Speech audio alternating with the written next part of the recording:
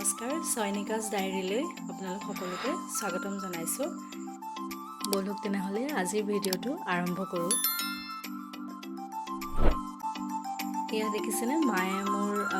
জবা ফুলৰ পুলি ৰুইছে ফুলপাহ খুব ধুনীয়াকৈ ফুলিছে দেখি মনটো বহুত ভাল লাগি যায় আৰু লগতে গোলাপ ফুলো ফুলিছে তাৰ ওচৰতে ডালিমৰ পুলিটোত ডালিম এটাও খুব ধুনীয়াকৈ লাগি আছে খাব অৱশ্যে হোৱা নাই ভাবিলোঁ আপোনালোককো দেখুৱাওঁ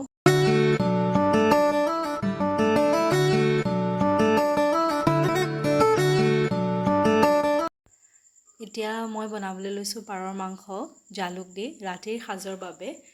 সকলোৱে আমি বনাওঁৱেই সকলোৱে জানেই ৰেচিপি বুলি নহয় ভাবিলোঁ কেনেকৈ বনাইছোঁ শ্বেয়াৰ কৰোঁ আপোনালোকৰ লগত মই এয়া অমিতা আৰু আলু বইল কৰি লৈছোঁ কুকাৰত তাৰ লগতে মই পিঁয়াজ নহৰু যি লাগে গৰম মছলা মই পেকেটৰ মছলা ইয়াত বেছিকৈ ব্যৱহাৰেই কৰা নাই যিহেতু পাৰৰ মাংস তাত পেকেটৰ মছলা ব্যৱহাৰ কৰিলে ভাল নালাগে খাই সম্পূৰ্ণ থলুৱা ধৰণে বনাবলৈ চেষ্টা কৰিছোঁ এয়া মই গৰম মছলা দিছোঁ যিটো মই ঘৰতে বনাই লোৱা হয় তেলত এনেধৰণেই পিঁয়াজ নহৰু গৰম মছলা গোটেইখিনি মই দি দিছোঁ তাৰপাছত পাৰৰ মাংস অকণ দিছোঁ আৰু লগতে হালধি নিমখ যি লাগে গোটেইখিনি দি ভাল ধৰণে এনেদৰে মিক্স কৰি লৈছোঁ গোটেইখিনি ভাজি লৈছোঁ অলপমান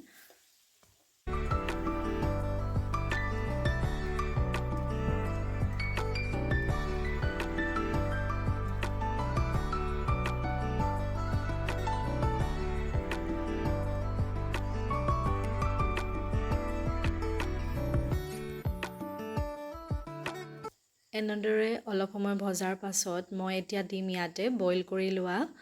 অমিতা আৰু আলুখিনি ইয়াত অমিতা আৰু আলুখিনি দি আচলতে বইল কৰি ল'লে ধুনীয়া হয় আৰু অমিতাটো খুব ধুনীয়াকৈ গলি যায় তেতিয়া খাবলৈও ভাল লাগে আৰু এনেদৰে মই অমিতা আলু দি গোটেইখিনি ভাজি ল'ম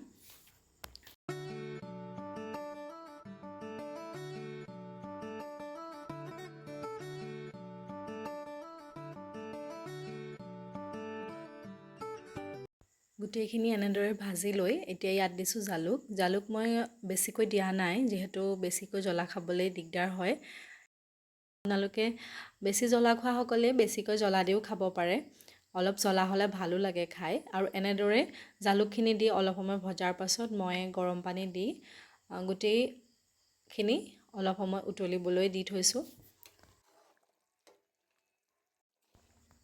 এনেদৰে আমাৰ পাৰ মাংসৰ জালুক দি আঞ্জাকণ ধুনীয়াকৈ হৈ গৈছে আৰু লগতে মই ভাজিছিলোঁ ৰঙালাও আগ আলুৰ সৈতে ইয়াত অৱশ্যে মই কেইটামান বগা সৰিয়হো দিছিলোঁ পিচি